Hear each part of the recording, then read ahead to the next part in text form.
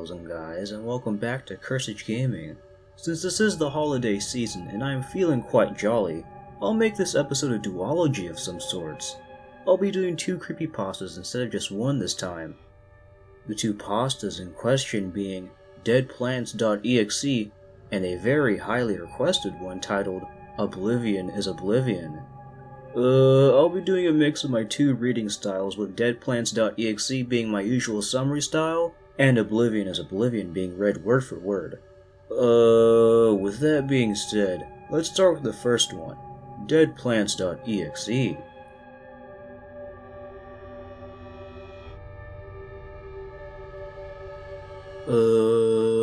So the story begins with the player downloading a pirated version of Plants vs. Zombies. The torrent took an entire day to download, so he or she just stroked his or her Jack and the Beanstalk for the time being. The next day when it was finished, the player opened it. Inside was a folder titled Z-Plant. The application for the game was Deadplants.exe, which confuzzled the player. The player thought nothing of this and decided to open the game. Upon booting up the game, it was fairly normal apart from the music being slightly pitched up, some different animations, missing sound effects, the sky being nighttime, and the fact that the call at the beginning was replaced with a moan, I mean scream. Sorry gals and guys. The scream scared the player. Not being scared at all by this, the player just continued playing. For some reason the difficulty was heavily increased, which caused the player to get absolutely combobulated. Instead of the player blaming his or her lack of skill, the player instead blamed the game's difficulty. After getting manhandled like every girl you see on your favorite porn portal, the player finally moved on from the first 3 stages. The music, or lack thereof, was just static. Static on the radio, if you will, which, by the way, is the end credits music for El Camino, a Breaking Bad movie.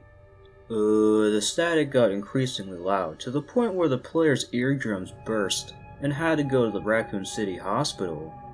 After spending 87 days in the hospital, the player returned to his or her playthrough of Plants vs. Zombies. The gravestones had names of dead celebrities, one of which included Zobriar's channel because he or she hasn't uploaded in over 12 years. Another grave had Old Trade's OnlyFans because no one has donated anything yet. Come on guys, what the fuck is... It's not hard to donate some fucking money. God, you guys are fucking useless. Dude, if he reaches $737,000, I will release all of Zobria's nudes. Come on guys, get to it. The player found this dark, dank, and disturbing Easter egg to be quite funny and moved on. The player decided to do some speedrunning tactics, such as the BOJ, to get to the final stage.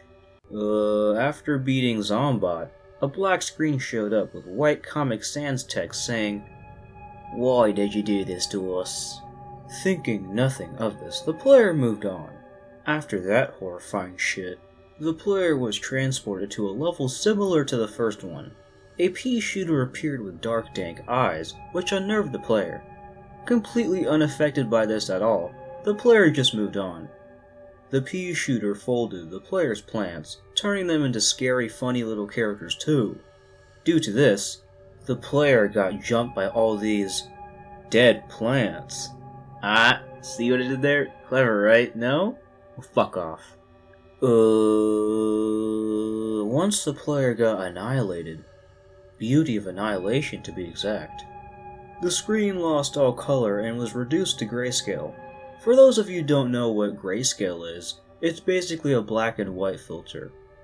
Basically how the Gene timeline scenes looked in the groundbreaking television series produced by AMC titled Better Call Saul. After the brutal jumping, the game produced an ear-raping scream that destroyed whatever amount of eardrums the player had left. The game then crashed.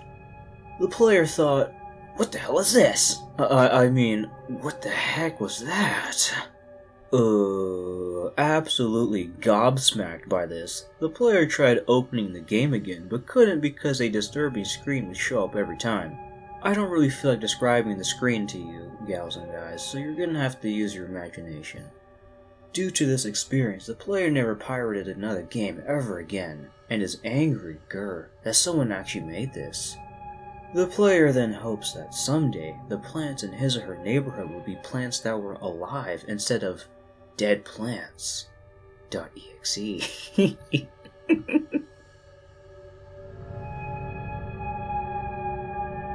I recently got my first copy of the game Oblivion, and I've had no technical issues as such, and I've enjoyed my happy hours of gaming. So those were two creepypastas, one Plants vs. Zombies related, and one about Oblivion. Let's start with Oblivion as Oblivion first, since that one was longer, better, and had more content to offer. We're gonna start with what the story does well. The originality for starters. The idea of a video game creepypasta involving someone buying a game with nothing happening has never been done before. I think that concept alone is terrifying. Just the mere concept of this makes me want to give this a 100% purity, but it unfortunately does not reach that. I'll explain later. Another good thing this story does well is the pacing. The slow build-up with the player obtaining Oblivion to the happy ending was done perfectly. Better Call Saul wishes it had better pacing like this. The writing is just so phenomenal that it kept me engaged the whole time. I was really biting my toenails awaiting what horrors lied beyond the player. Another thing the author does well in this story is the characterization of the player. The fact that the author managed to convey such raw and human emotion, despite the player never speaking a single word, is mind-blowing. Also the fact that this story had a happy ending really gave me a good-ass feeling. I nearly cried at the fact that despite all the hardships and turmoil the player went through, he or she made it out safely at the end. El Camino's ending is nowhere near as good as this. The title, Oblivion is Oblivion, is also a fantastic title. The reason being that it invokes a feeling of mass curiosity, due to the fact that the title could mean many things. The Oblivion in the title could mean that the scary version of the game, Oblivion, is in Oblivion itself. Or the title could mean that the player is forever stuck in Oblivion and has to play Oblivion to escape said Oblivion. My personal theory in the title? I believe that the Oblivion in the title refers to the player's fragile state of mind, forever engulfed in darkness due to his or her traumatic past. Also that the player plays Oblivion to escape from said horrific past. Those are just my 2 cents though. I'm curious what you gals and guys think the title means. Leave a comment down below. The grammar of this story is also exceptionally exceptional. Not too many gaming creepypastas have good grammar, unfortunately. One story with bad grammar that comes to mind is Zack Snyder's Blood Whistle. Anyways, I applaud the author of Oblivion is Oblivion for that. Now let's talk about the realism. Is it realistic? Yes. The reason being is that my dad works at Bethesda and knows Todd Howard Hamlin of HHM personally, and he asked him if this existed, and he said, Yes. Why? That added realism really adds to the horror of this story, and easily skyrockets this to the top 11 best stories ever made. Backtracking to what I said way earlier, this story does not have a 100% purity because the author misspelled technical as techical. This slightly took me out of the story, which is unfortunate because I was so invested in the author's masterful writing. I'll let this one slide though, since it was still pretty good if you ignore this little error. Other than the author's simple mistake, this was still an excellent gaming creepypasta, and I highly suggest you gals and guys give it a read. So now let's move on to Deadplants.exe. It's alright. So this has been another episode of Cursage Gaming, and if you like what you saw, make sure you like, comment, and subscribe. Dislike it if you dislike it. This is me, Skill Devil, and I'm out!